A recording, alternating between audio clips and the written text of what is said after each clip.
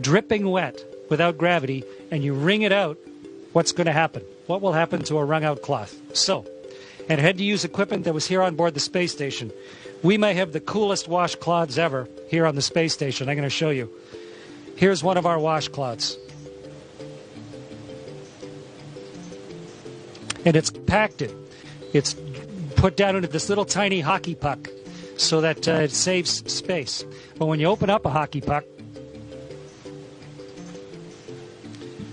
and you pull out your washcloth, this is the one I'm going to use for the experiment today. And so when you open up your hockey puck and turn it into a washcloth, it was compressed in a great big vise somewhere. Okay, so here's my washcloth, like a magic trick. And now I'm going to get this soaking wet, and then we're going to see what will happen when we wring it out.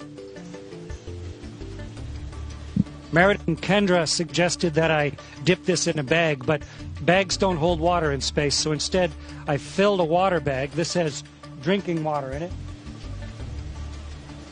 And I'm going to squirt a bunch of water into this washcloth.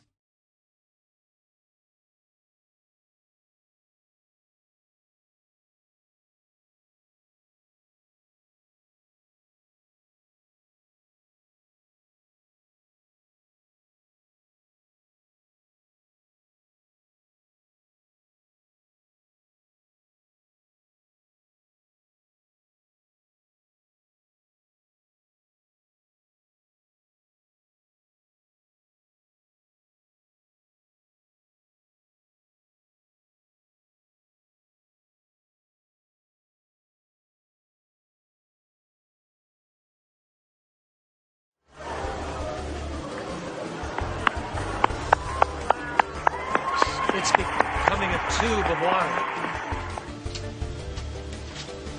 The water's all over my hands, in fact. It wrings out of the cloth into my hands. And if I let go of the cloth carefully,